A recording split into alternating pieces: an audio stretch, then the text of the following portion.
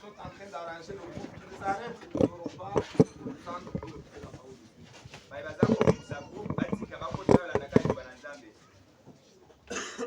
Apparemment, ce n'est plus le moment d'arranger ça.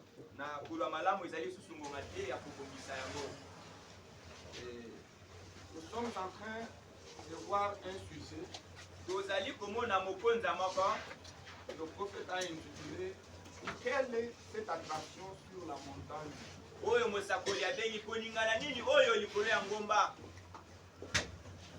Et par ce sujet, le prophète est en train de parler de l'entrée triomphale de Jésus dans la ville de Jérusalem.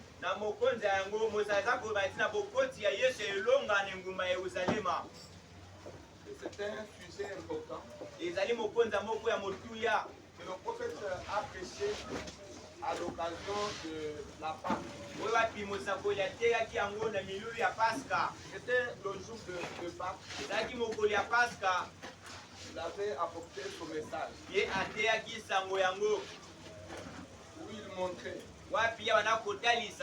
que c'était un jour spécial. C'était un jour énervant. Un jour tumultueux. Où il y avait beaucoup de bruit. Et ce jour-là, il y avait des gens à Jérusalem qui aimaient Jésus et qui étaient les fanatiques de Jésus. Ils avaient appris que Jésus allait descendre pour participer à la fête de Pâques. Et comme ils aimaient Jésus, et ils se préparaient pour recevoir Jésus-Christ, pour le voir, pour participer à la même réunion que Jésus-Christ. Et c'est ainsi qu'ils étaient dans l'éveil. Et le prophète explique qu'ils les regardaient partout. Et ils allaient de porte en porte. Et demandant, est-ce qu'il est en train de venir? Nous avons appris qu'il va venir aujourd'hui à Jérusalem. Et ils étaient motivés. Ils étaient mobilisés pour recevoir Jésus. Et toute la ville était alertée. Voyez-vous? Et ils étaient dans l'attente. Ils étaient dans l'expectative.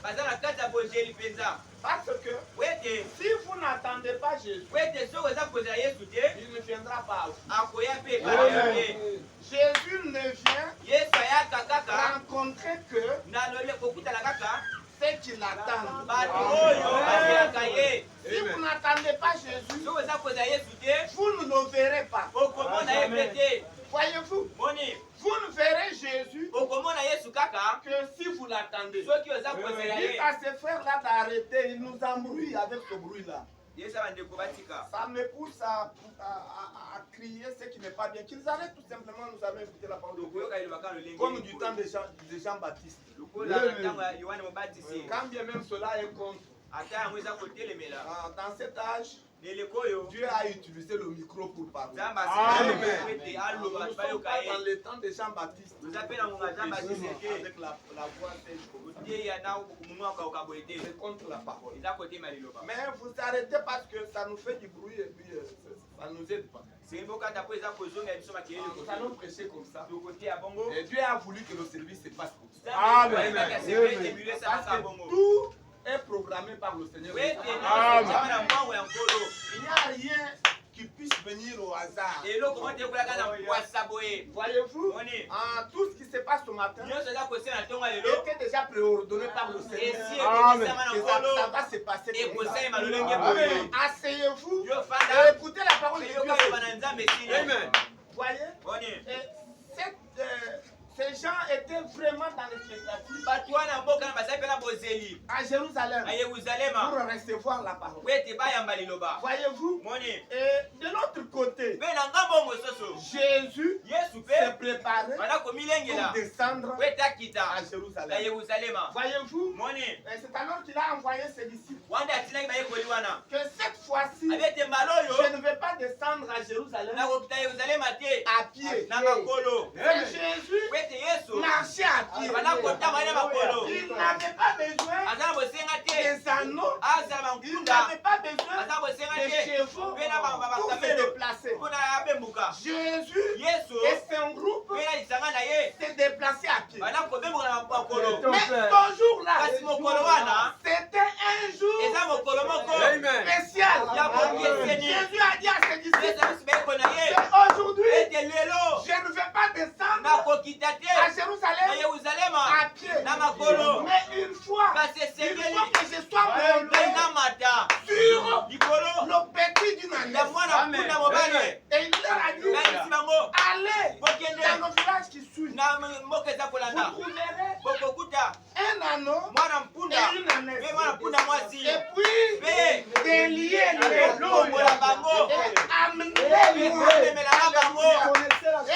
Et si le propriétaire vous demande pourquoi vous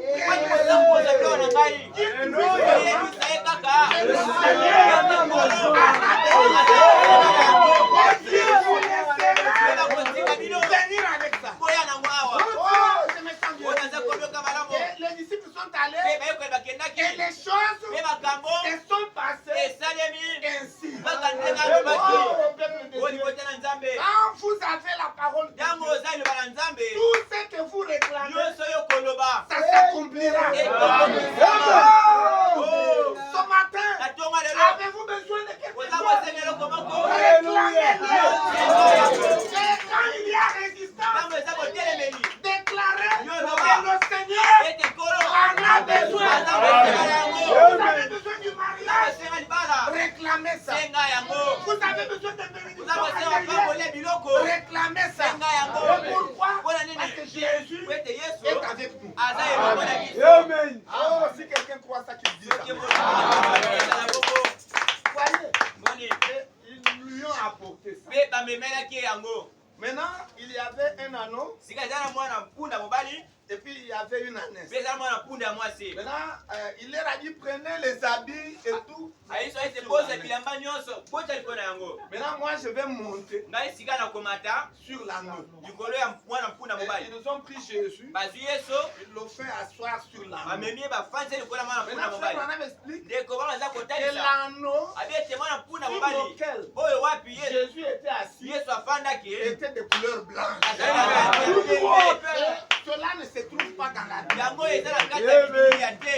Mais c'était de couleur blanche. Frère Branham dit pourquoi? Parce que ça préfigurait la seconde venue de Jésus.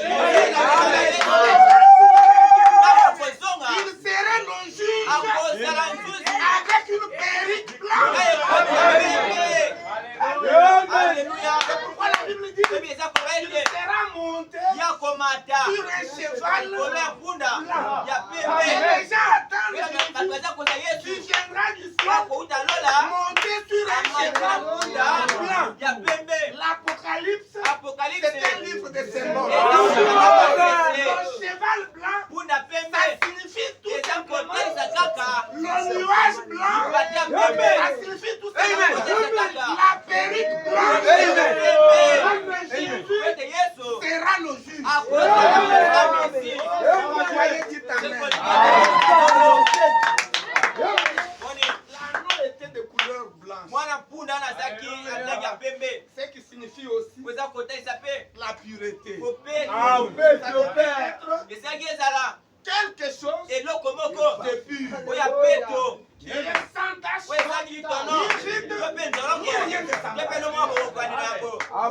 Voyez, Jésus est monté. Alléluia. Et il il est descendu. Et pendant qu'il descendait, ceux qui étaient avec lui ont coupé des rameaux. Ils ont coupé des morceaux d'arbres. Et ils ont mis. Ils ont jonché le long des routes. Et puis ils ont pris leurs habits. Et ils jetaient par terre. Et puis Jésus et son anneau étaient en train de marcher. Voyez-vous, et partout, ils étaient en train de crier Hosanna, béni soit le fils de David. Hosanna, béni soit celui qui vient au nom du Seigneur. Et il y avait des cris partout.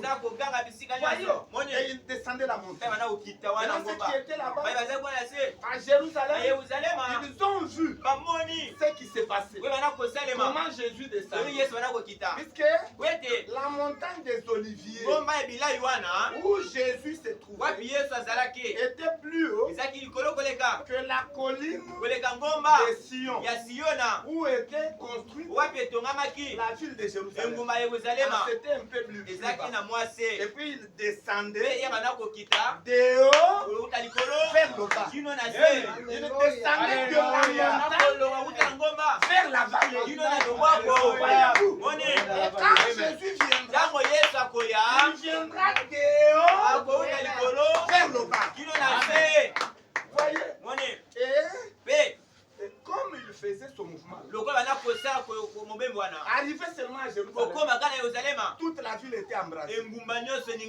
Partout, il y avait des mouvements. Le même bruit se faisait partout. Abraham dit qu'il y avait deux groupes. Il y avait d'un côté les aigles qui étaient les croyants, les fanatiques de Jésus. Ce sont eux qui crient Hosanna, béni soit celui qui vient au nom du Seigneur. Hosanna, béni soit le fils de David. Et de l'autre côté, il y avait un groupe des incrédules, ceux qui n'aimaient pas Jésus. Et tous les religieux étaient dans ce groupe-là. Abraham dit que tout le système religieux de cette époque-là n'aimait pas Jésus. Et faisait le bruit. Qu'est-ce qu'il disait? Il disait, qui est celui-ci? Pourquoi vous faites beaucoup de bruit comme ça? Taisez-vous. Vos bruits sont en train de nous énerver. Pourquoi vous faites des bruits comme ça? Qu'est-ce que c'est que ça? Quelle est cette attraction dans la ville de Jérusalem? Qui est celui-ci? Taisez-vous. Et l'ensemble de ces bruits-là avait créé une effervescence dans la ville de Jérusalem. Parce que là où il y a Jésus, il y a du bruit. Voyez-vous? L'église n'est pas une morgue. L'église, c'est une maternité. Pourquoi? Parce que la nouvelle naissance, c'est Jésus-Christ qui se révèle à vous personnellement. Et quand il se révèle, il y a des bruits. Comme des petits enfants qui naissent. Et comme ça, et toute naissance, c'est un gâchis. Une fois qu'il y a du bruit, une fois que vous puissiez vous comporter de manière bizarre, vous avez une veste, la veste se retrouve au point. C'est ton frère ici. Comment la veste s'est retrouvée là-bas? C'est la nouvelle naissance. Et il fait du bruit. Il est dans la maternité. Oui. Ces enfants de Dieu. Est-ce que vous croyez que Dieu est en train de vous faire naître? Vous acclamez pour la gloire de Dieu.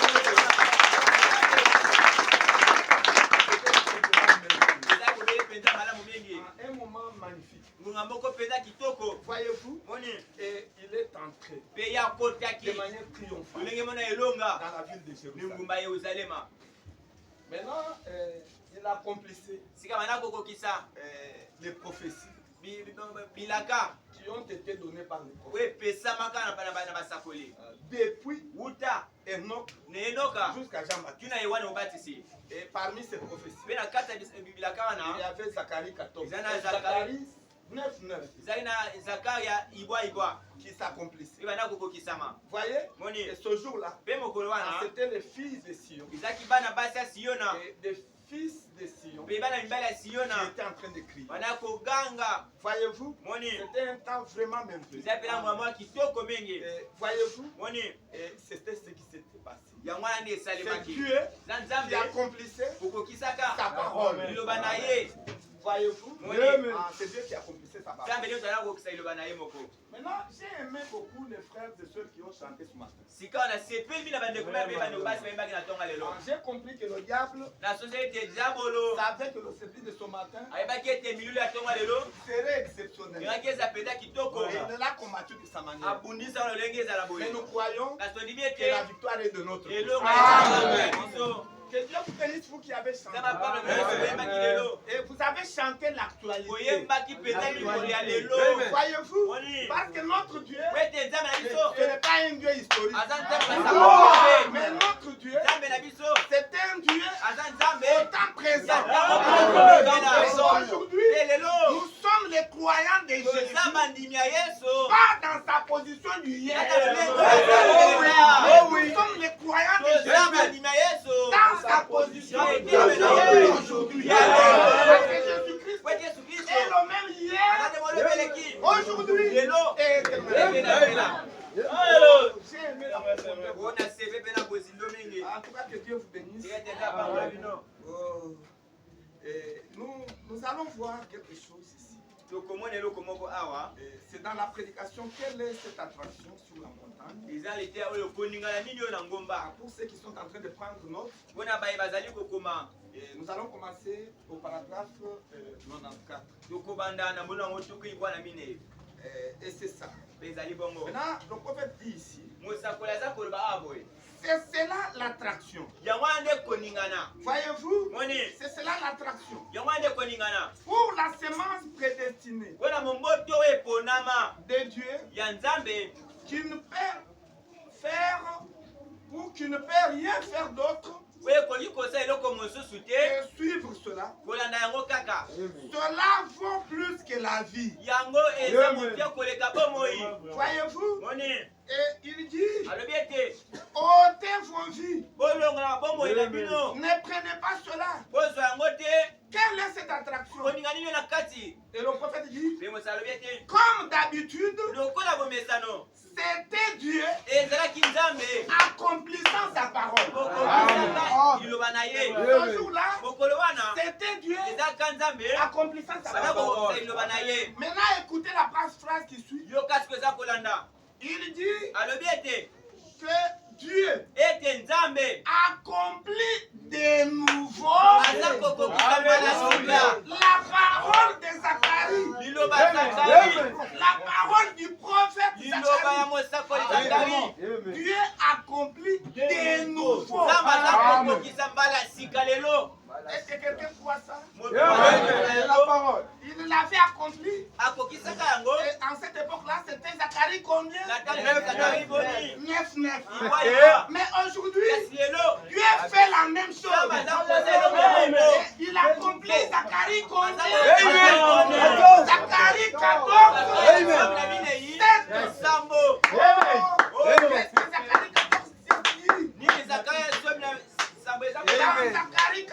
7. Zacharie 14:7. Il est écrit, ce sera un jour unique.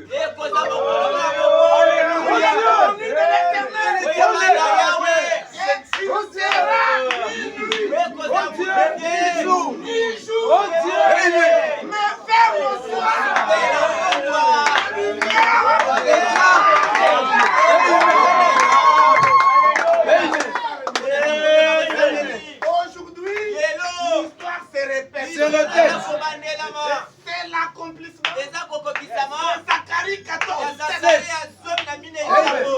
la lumière qui est apparue du temps de Jésus. C'était à midi. Le message de Jésus, c'est la lumière à midi. Mais la lumière que nous recevons aujourd'hui,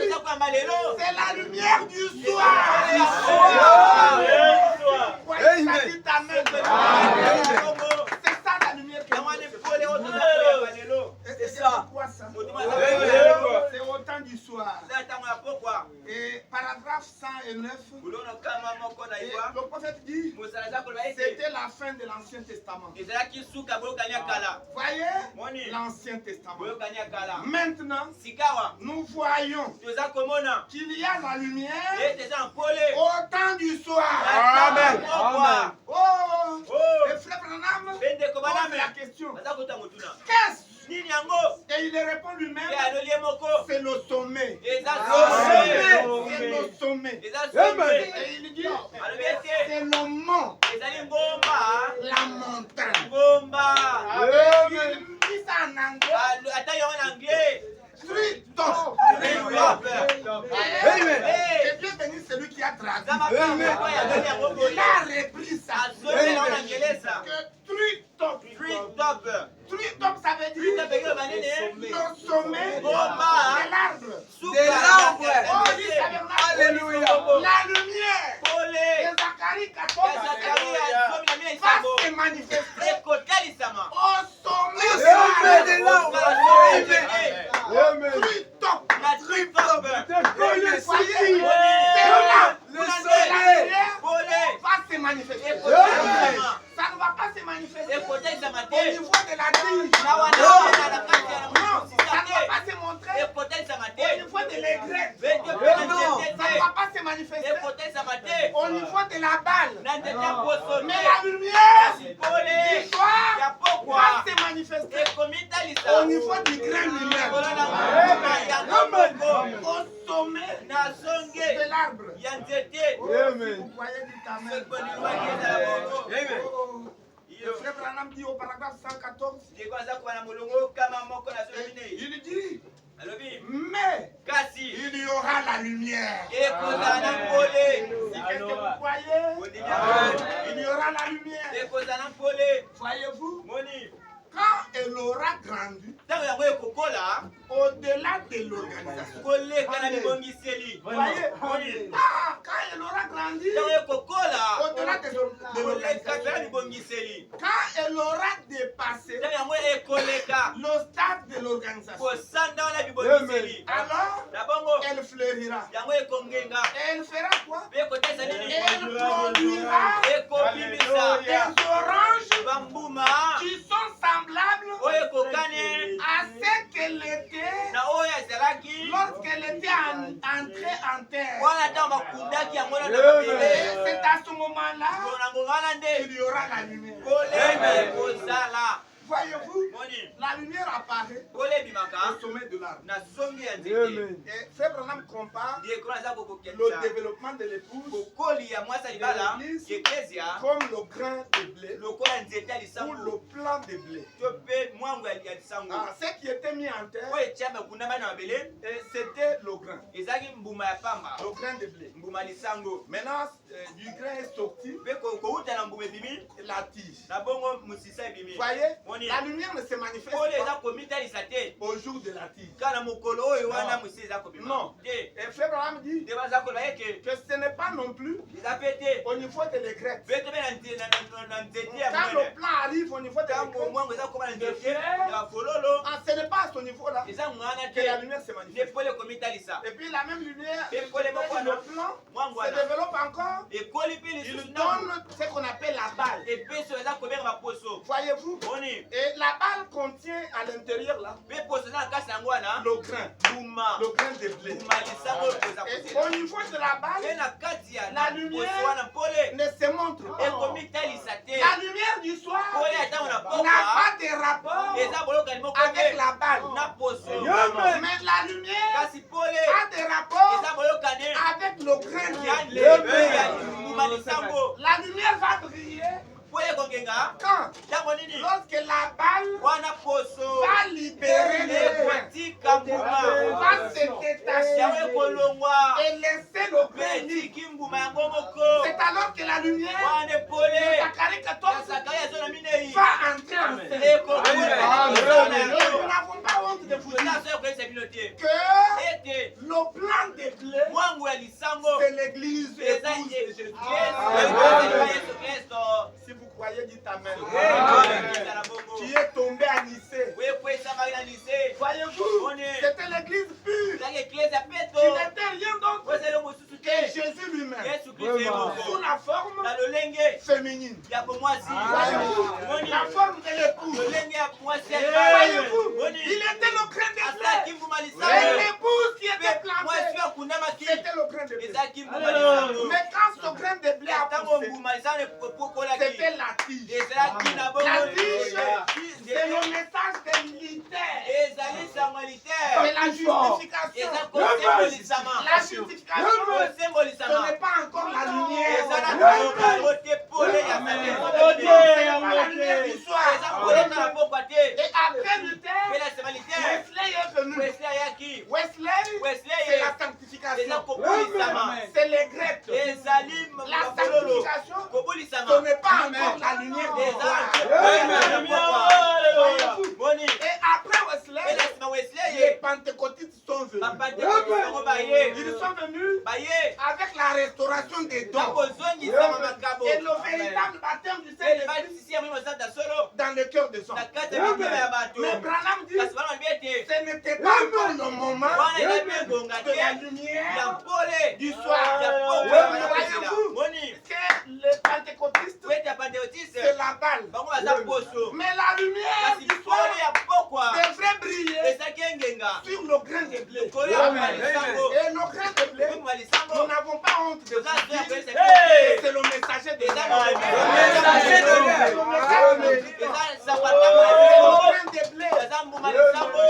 Cet homme est venu, c'est William Branham. Il vient au sommet de l'arbre. Mais avant d'entrer dans son ministère, qui est le troisième coup, il était d'abord protégé par la balle. Et la balle, ce sont les pentecôtistes. C'est pourquoi son ministère, le premier coup, et le deuxième coup, Dieu lui a dit que tu dois travailler avec les pentecôtistes. Tu dois aller avec les pentecôtistes.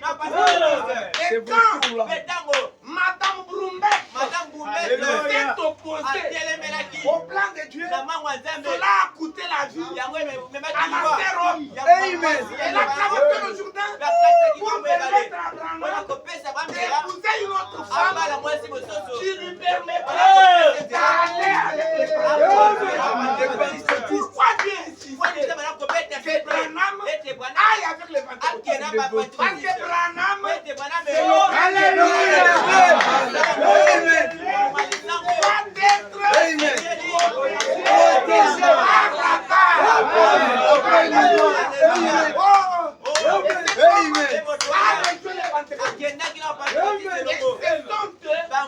qui ont sponsorisé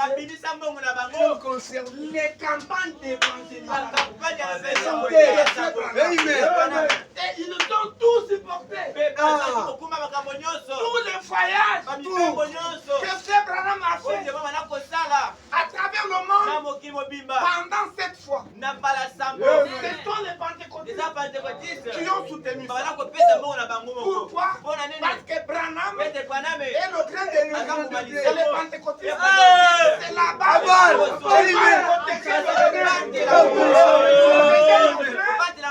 Jusqu'à la maturité. Alléluia. Jusqu'à la maturité. Dieu vous bénisse.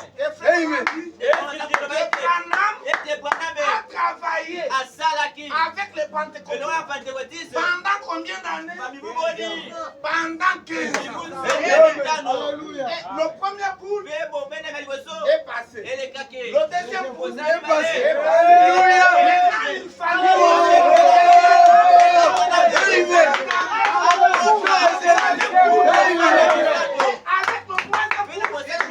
c'est l'ouverture de la parole. Les pentecôtistes ne pouvaient pas supporter.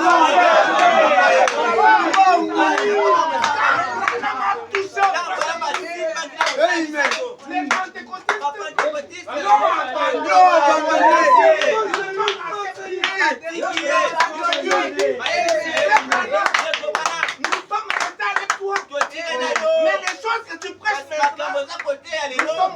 abandonné. Et ta main s'est quittée.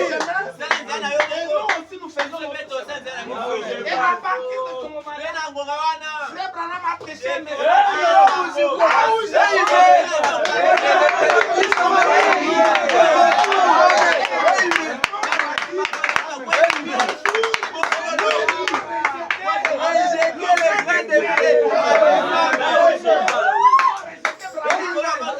ils ont failli.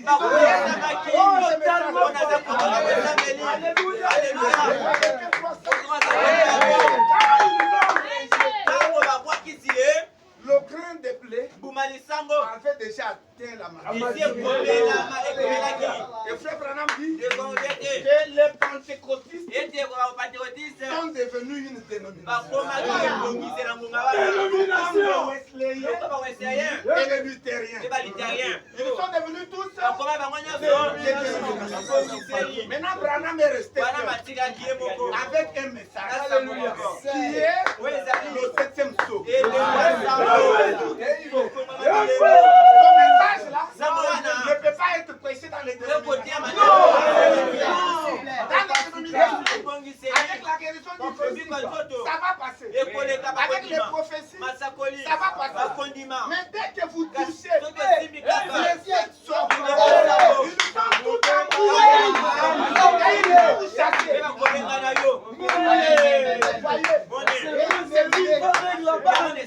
Ils nous ont lâchés. Voyez-vous, le craint de blé. C'est à ce moment-là que la lumière de Zacharie 14 a brillé. Et la promesse s'est accomplie exactement comme cela s'était fait avec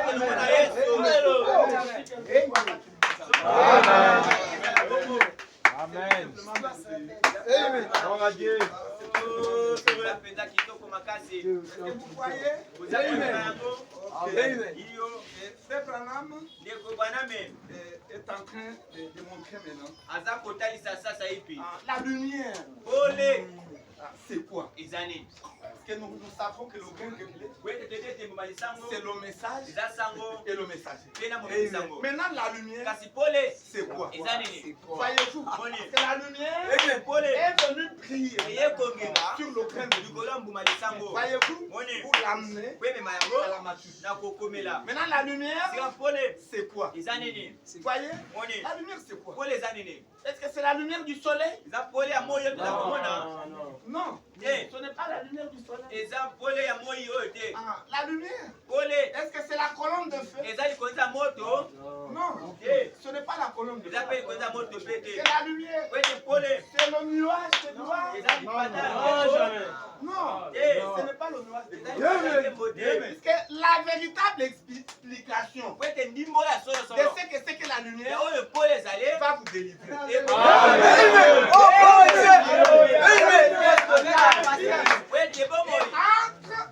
Lorsque les explications sont claires et nettes. Et là, si quelqu'un croit ça qui se vous voulez connaître ce que c'est que la lumière?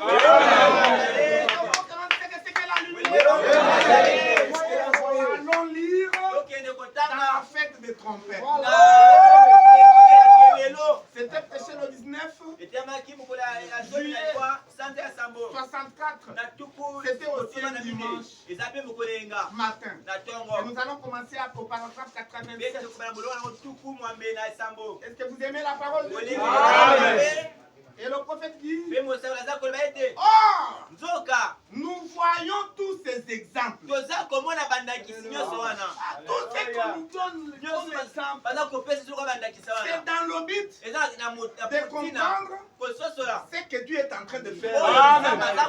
Amen. Oh, il dit, eh bien, c'est fait. Donc c'est fait. Malachie 4. Et tout. Et Hébreux 13, 8.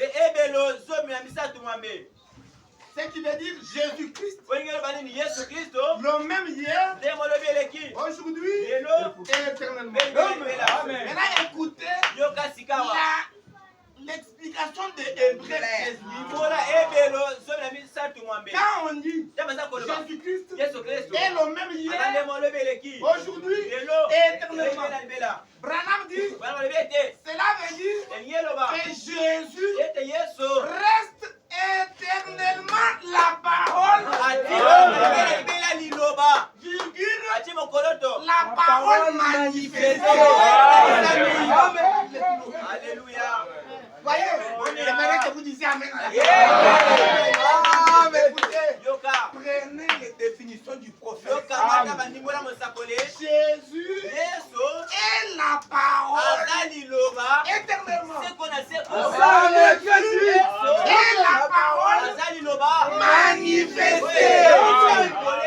Amen. La plupart des gens, quand on dit Jésus, ils voient seulement l'homme de Galilée. Et ils s'arrêtent là. Oh Jésus, ils voient seulement l'homme de Galilée. Mais Branham dit, vous confondez. Et l'homme de Galilée, cette image-là, c'est l'une des images. Dieu a plusieurs images. Parmi ces images, il y a l'image du Galiléen. Et lui-même a promis qu'il viendrait. Et quand il reviendra, il n'aura plus cette image.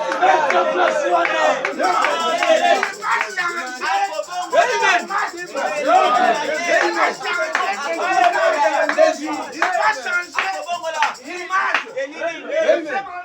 Poser la question.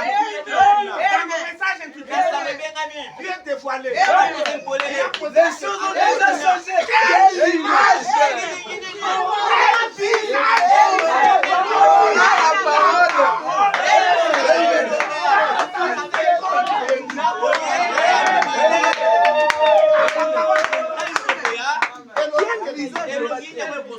Oh Dieu n'a même pas dit quand Jésus viendra.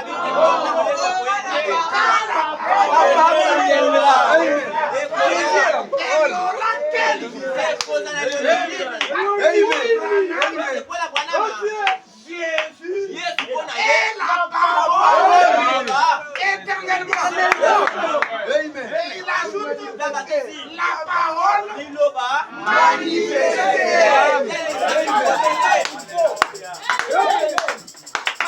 Où vous voyez la parole manifestée, c'est Jésus.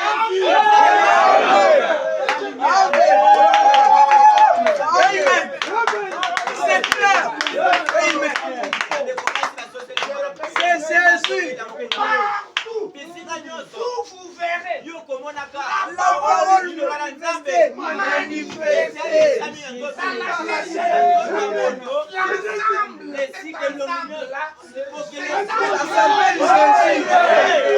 ça s'appelle Jésus. Ce n'est pas une image.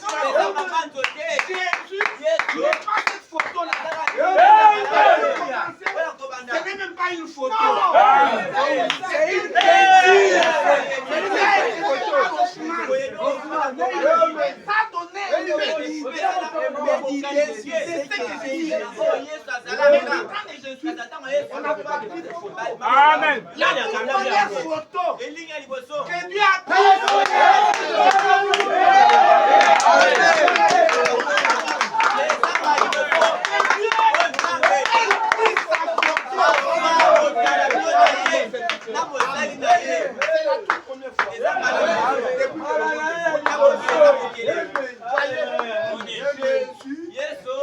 Et la parole éternellement. Jésus est la parole manifestée. Scandalise pas. C'est ça la parole. Oh, est-ce que quelqu'un voit ça?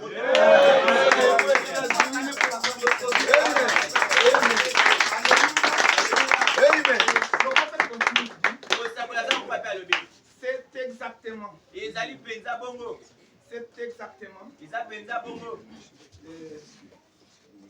Voilà ce qui s'est dit ici. C'est exactement ce qu'il a dit des prophètes. Et il dit, un prophète, ça ne signifie pas seulement un voyant.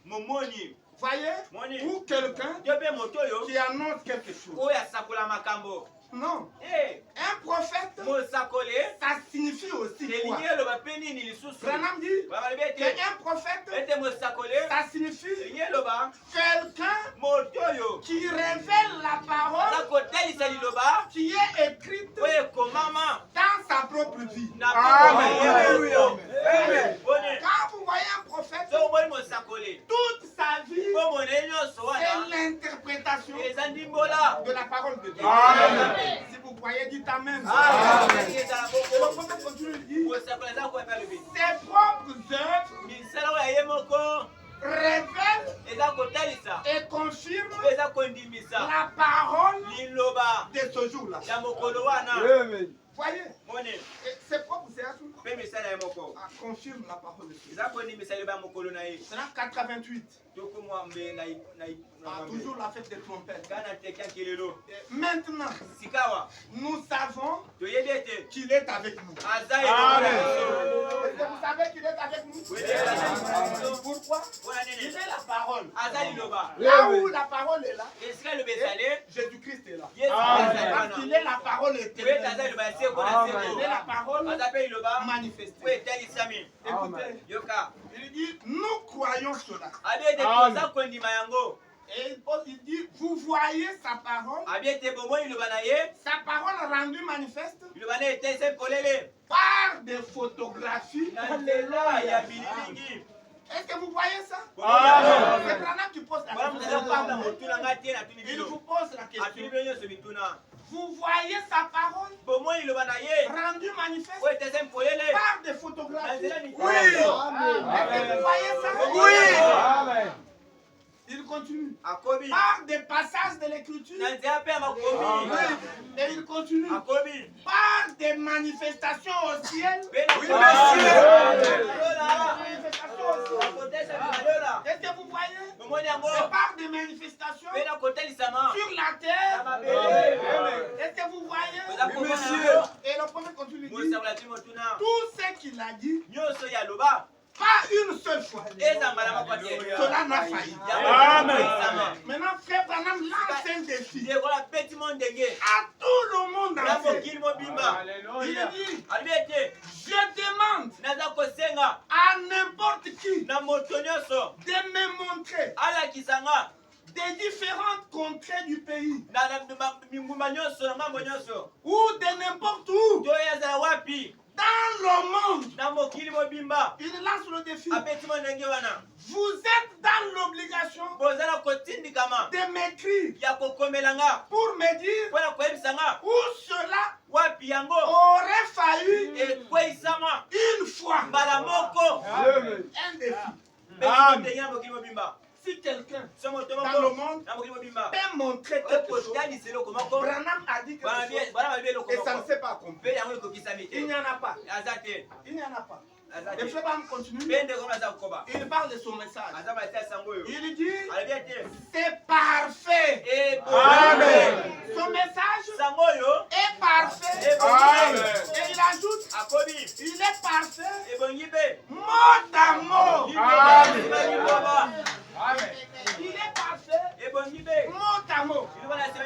Et il dit, c'est une promesse. Amen. Et c'est la promesse de notre Dieu. Et il dit encore Amen. Et il continue. Et au paragraphe 89, et là il dit, pourquoi devait-il apparaître en ces derniers jours? Est-ce que vous aimez la parole de Dieu? Pourquoi Jésus devait-il apparaître dans ces derniers jours? Si vous reprenez, si vous écoutez les bandes, la bande intitulée L'arbre épouse, et que vous retrouvez, où vous retourniez, où il est question de Christ, en tant que l'arbre qui était dans le jardin d'Éden et qui était appelé le premier Adam, qui est tombé. Est-ce que vous savez que le premier Adam qui est tombé, c'était Christ? C'était le premier arbre qui était dans le jardin d'Éden. Si vous croyez, dites Amen. Il y avait deux arbres. Il y avait l'homme et la femme. Le Abraham dit que Ève, c'était l'arbre de la connaissance du bien et du mal. Mais Adam, c'était l'arbre de la vie. Parce qu'il était Christ. Oh, si vous croyez, dites Amen. Oh, je me sens bien.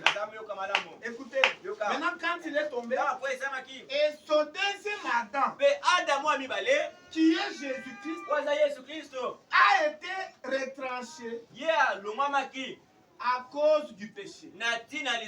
On l'a tué à cause du péché. Ils l'ont pendu à un arbre romain. Et c'est de là qu'est sorti l'arbre épouse. L'arbre épouse est sorti de l'arbre époux qui était le second Adam, qui était Jésus. C'est qu'il avait promis que nous voyons là dans les Écritures. Si vous croyez, dites encore Amen. Et au paragraphe 90, il dit c'est pareil à la pyramide. Comment elle se rétrécit? Est-ce que vous connaissez la pyramide? Elle se rétrécit de plus en plus. À partir d'une très large base, en partant de Luther, la base est grande. Et ensuite, Wesley, ça se rétrécit. Et la Pentecôte, ça se rétrécit. Et le prophète dit, et puis, après cela, il y a la pierre des fêtes qui est au sommet et qui est tellement aiguisée. Maintenant, écoutez, peuple de Dieu. L'âge dans lequel nous vivons, c'est l'âge de la pierre de fête.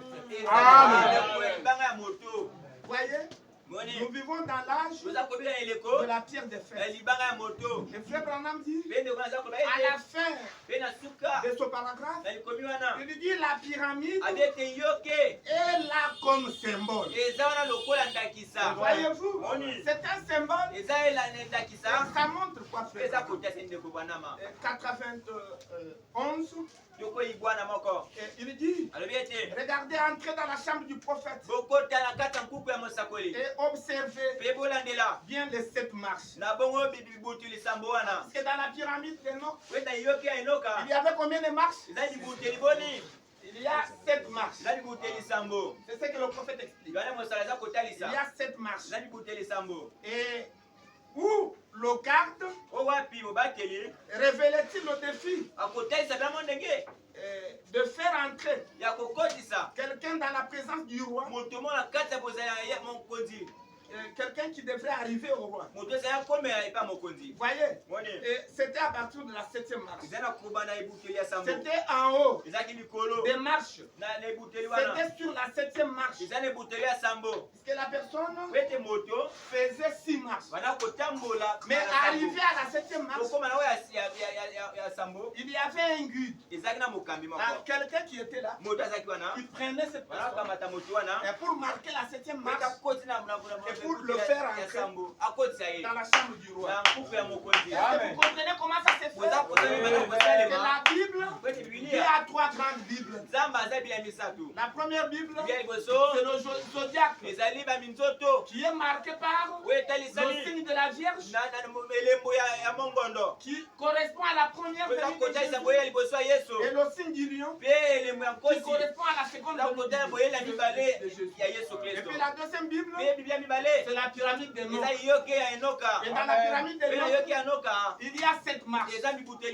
Voyez-vous? Et la troisième Bible, C'est la Bible en papier. Si vous croyez, dites Amen.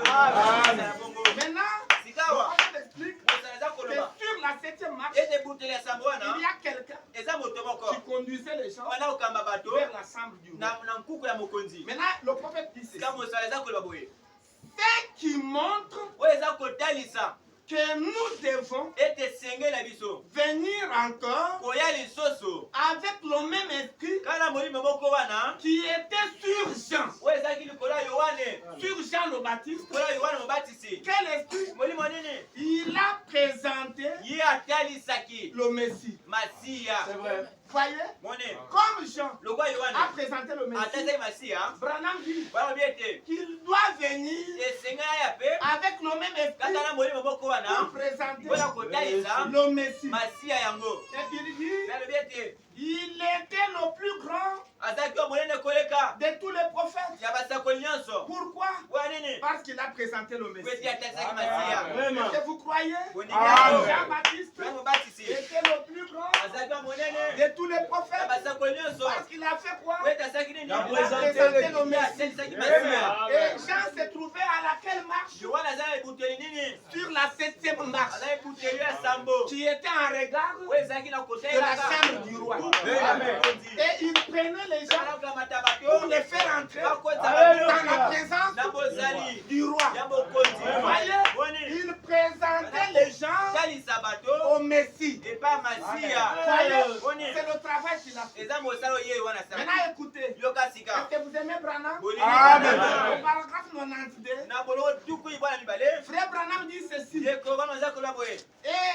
Et nous devons en arriver là de nouveau. Nous devons en arriver là de nouveau. Il continue de dire, en arriver à quoi? En arriver à quelque chose qui va présenter le Messie. Aujourd'hui, ça doit se répéter. Comme Jean-Baptiste a présenté le Messie, le prophète de Malachie est censé nous présenter le Messie. Ce n'est pas nous qui disons, c'est lui-même qui dit. Est-ce que vous croyez dans Frère Branham? Est-ce que vous croyez que Dieu l'a utilisé pour ça? Maintenant, 93. Il a donc dit qu'il apparaîtrait dans les derniers jours. Et c'est pour ramener les gens à la parole. Pour que l'épouse connaisse son mari. C'est le rôle de Jean-Baptiste. C'est pour unir l'épouse à son époux. Et l'épouse, c'est la parole. Et quand l'épouse est unie à la parole, elle devient aussi l'épouse de parole. Elle devient aussi si vous croyez, dites Amen. Et il dit, ramenez les gens à la parole pour que l'épouse connaisse son mari, virgule, pour que l'épouse connaisse son compagnon. Quel est son compagnon? La parole révélée.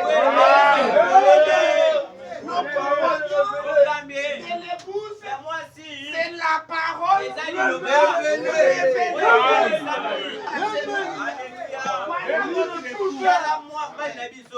Notre époux, c'est la parole révélée.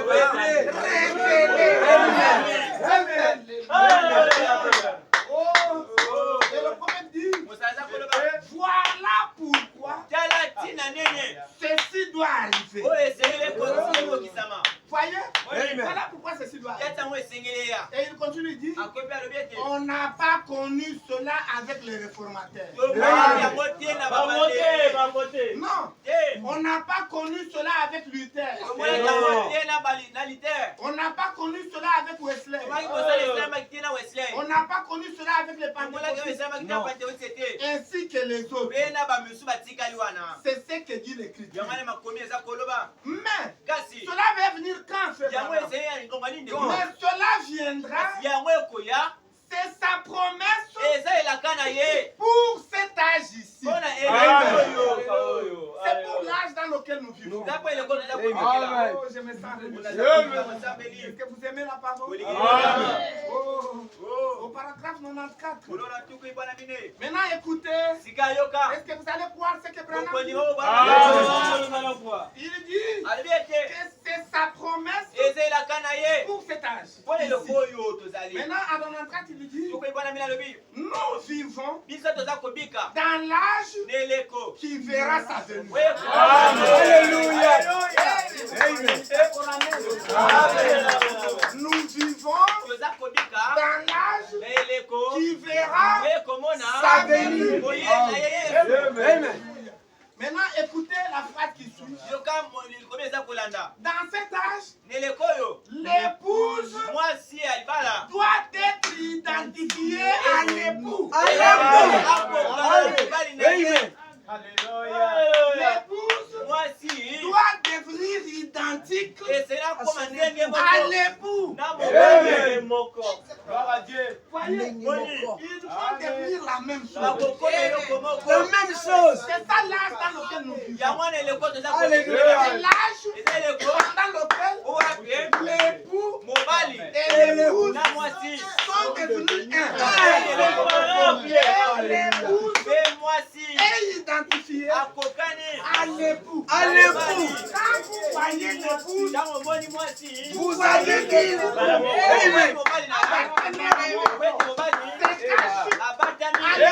à l'intérieur de l'épouse.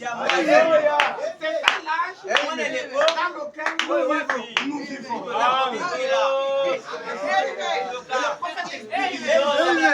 Oh Seigneur, veillez. Va être identifié à son mari. Amen. Il va devenir car les deux sont un. Et c'est pas grave. Et l'épouse de Christ doit être identifiée à Christ car les deux sont un. Voyez-vous? Maintenant, tu fais la phrase qui suit. Voilà. Maintenant, frère Branham dit Jésus, qui est le Christ, qui est notre époux, qui est notre mari, il est qui? Il dit Jésus est la parole. Et non la dénomination. Mais la parole. Maintenant le prophète continue dit, nous devons être les enfants de la lumière. Est-ce que vous voulez être les enfants de la lumière? Est-ce que vous pouvez acclamer d'abord pour la lumière?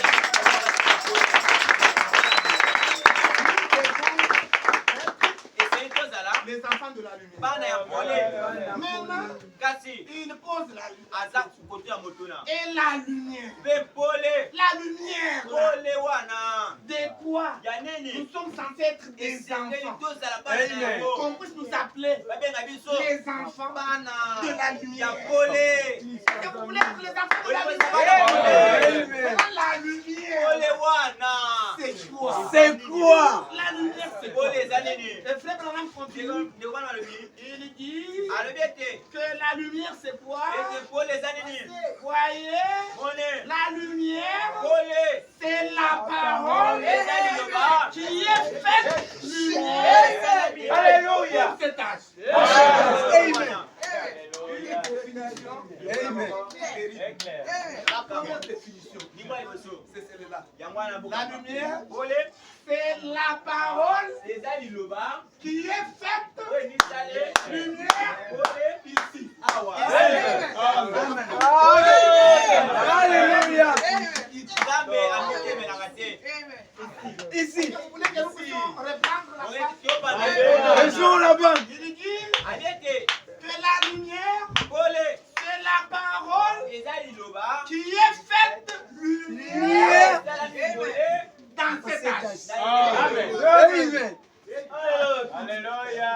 Puisque ça c'est la lumière, ça aussi c'est la lumière.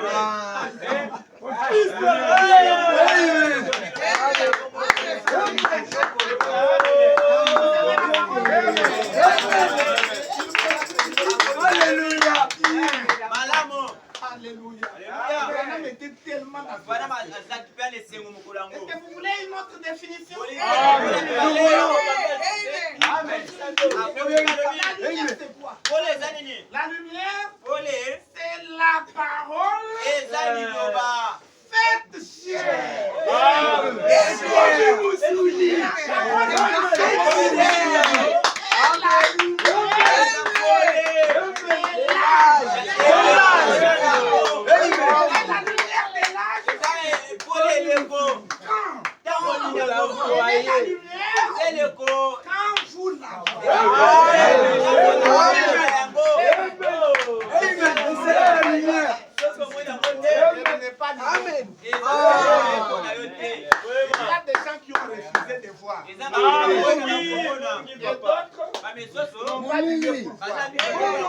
Mais vous et moi, nous avons vu la lumière manifestée dans la chair. C'est ça la lumière.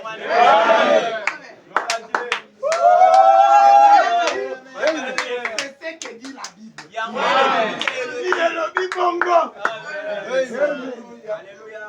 C'est ce que dit la Bible. La Bible.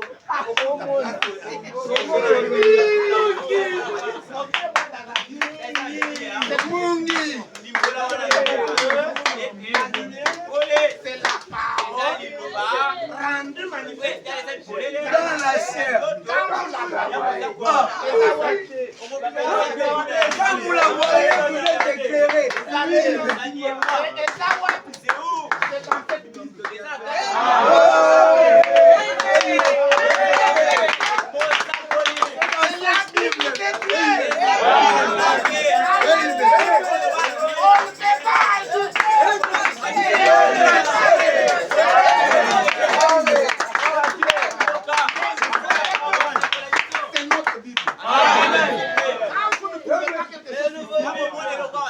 Venez dans le message. Le message, c'est la Bible. Amen.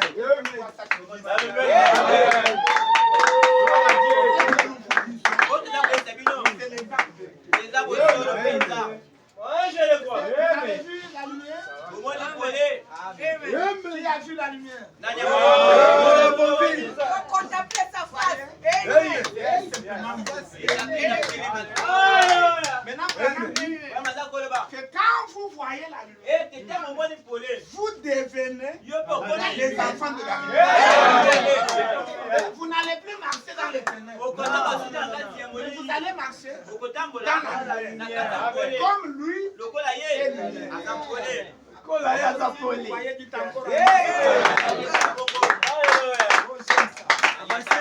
Le prophète dit, au paragraphe 96,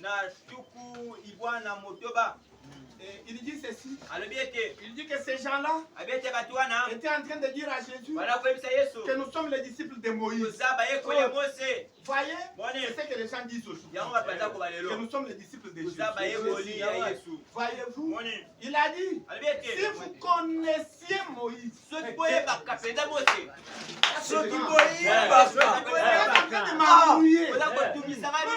disciples de Moïse. Comme les gens nous embrouillent aujourd'hui. Non, c'est la Bible. C'est Jésus-Christ. Est-ce que réellement, si vous avez vécu du temps de Jésus, vous allez croire? Non,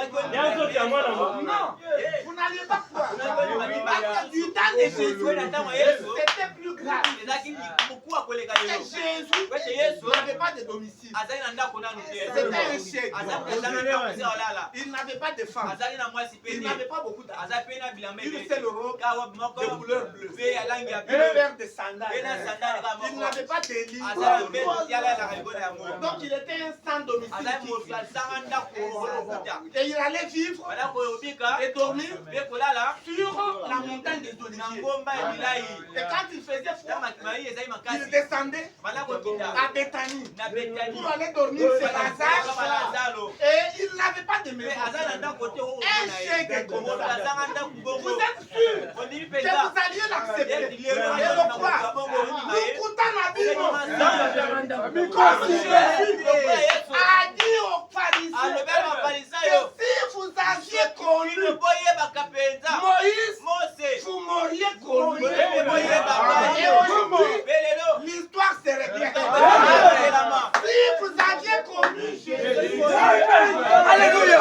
Ils n'ont rien compris.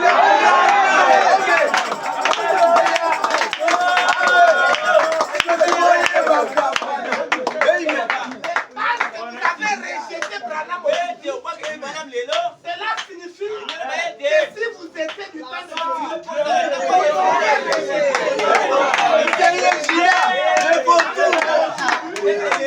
Ce sont des vautours. de recevoir la personne de Jésus. Et Jésus dit, quand je vous envoie un messager, j'entre dedans. La personne qui reçoit le messager, c'est cette personne-là qui me reçoit. Mais yo, on dit messager. Mais tu dis que tu crois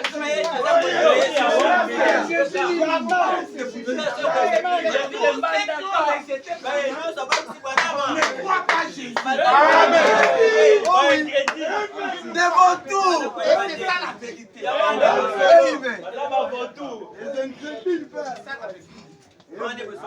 Et il continue, il dit, si vous connaissez Moïse, vous me connaîtriez.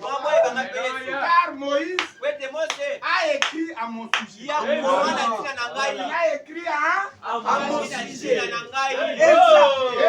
Et encore, trop d'aveugles. Vous voyez comme c'est humble. Loin de tous les groupes et des dénominations et des credos et tout. Maintenant, du temps de Jésus, Dieu est venu s'installer dans une chair.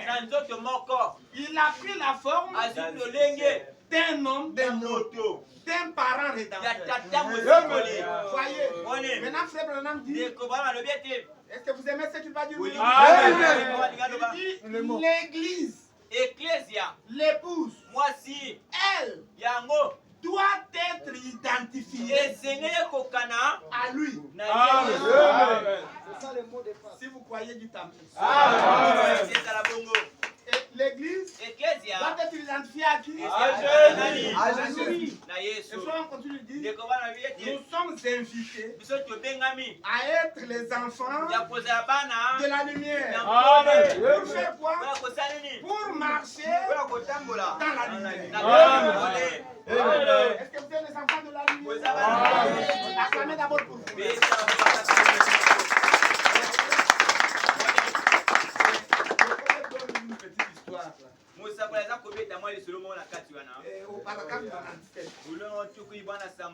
Est-ce que vous savez que même les petites histoires du prophète, c'est la parole de Dieu? La parole de Dieu. N'est-ce pas, mes frères et sœurs? Donc il n'y a rien pour rien. Amen. Tout ce qu'il y a dans les brochures, C'est la parole de Dieu. Amen. D'un bout à l'autre. Amen. Et Branham a dit, c'est parfait. Mot à mot. Amen. Vous n'avez rien à corriger. Amen. Vous n'avez rien à corriger. Maintenant, il me raconte une histoire. Il dit, je me souviens au Kentucky. Suivez cette histoire attentivement. il n'y a pas longtemps, j'ai tenu une réunion là-bas. Et quand je suis sorti de l'église, il y avait un vieil homme qui était là dehors. Il avait une lanterne à la main. Il avait une lanterne à la main. Voyez, il était membre d'une église qui ne croit pas à la guérison. Et tout. Et cet homme-là a dit à Frère Branham, je ne suis pas d'accord avec vous, Frère Branham. Et j'ai dit, Frère Branham a dit, eh bien, c'est votre droit. C'est votre droit d'accepter ou de ne pas accepter. Et même ce matin, c'est votre droit d'accepter ou de ne pas accepter. Maintenant, il dit, et il a dit, voyez-vous, je refuse d'accepter quoi que ce soit que je n'ai pas vu. Parce que il faut que je le voie bien clairement. C'est ce que cet homme-là dit. Je ne peux pas accepter ça. Je refuse d'accepter quoi que ce soit que je n'ai pas vu de mes yeux. Il faut que je le voie bien clairement. Maintenant, Frère Branham lui dit, il lui pose la question. Avez-vous alors déjà vu Dieu bien clairement? Quelle question? Quelle question? Il lui a posé c'est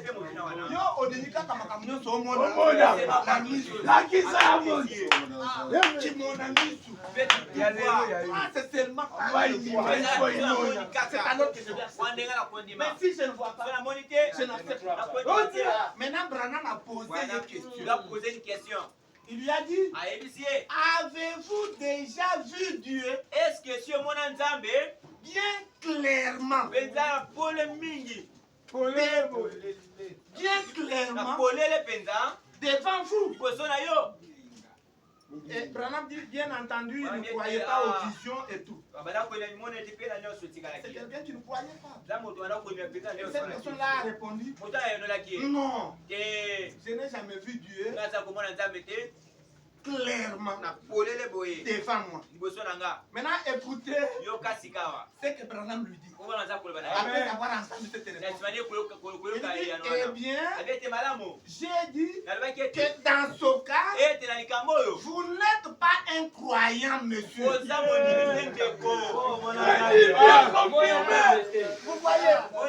Vous voyez la définition d'un croyant? Un croyant, c'est quelqu'un qui, au cours de sa vie, avait déjà vu au moins une fois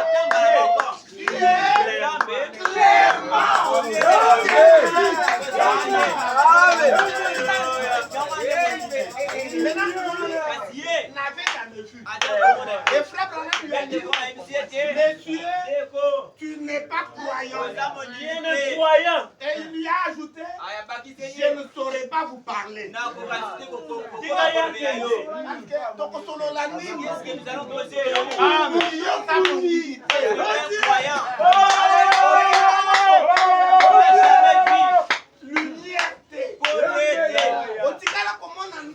Tu n'as jamais vu Dieu clairement manifester devant toi. Tu n'as jamais vu. Un croyant, c'est quelqu'un qui a déjà réussi au moins une fois dans sa vie Dieu clairement devant lui.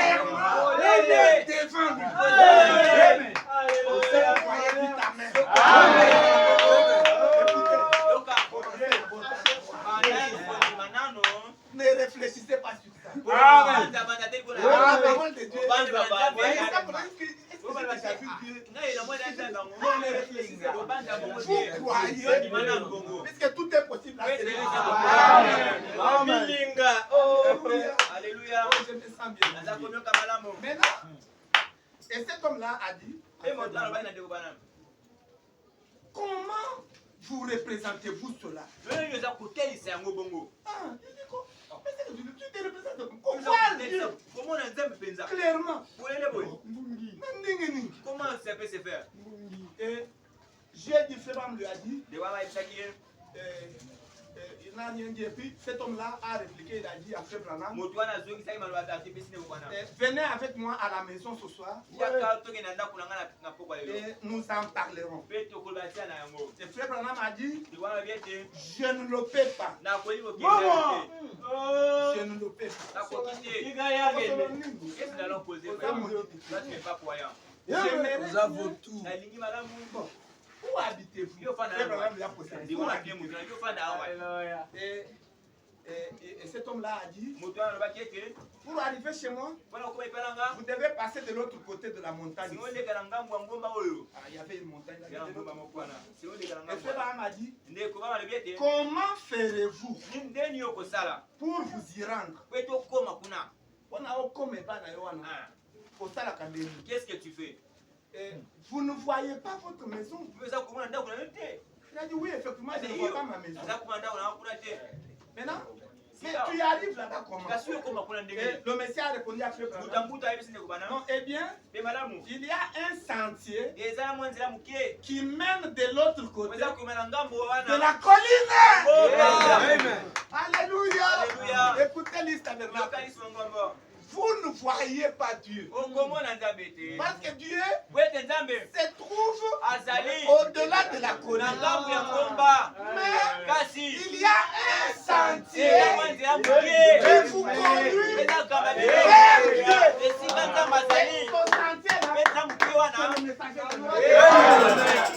sentier-là, c'est le sentier qui vous conduit. Il faut avoir ça. Dès que tu as le sentier, tu es sûr que tu vas voir la maison qui est derrière. Si vous voyez, dites Amen. Oh, je me sens très bien. Voyez? Eh bien, il y a un sentier qui mène de l'autre côté de la colline. Et Frère Branham a dit,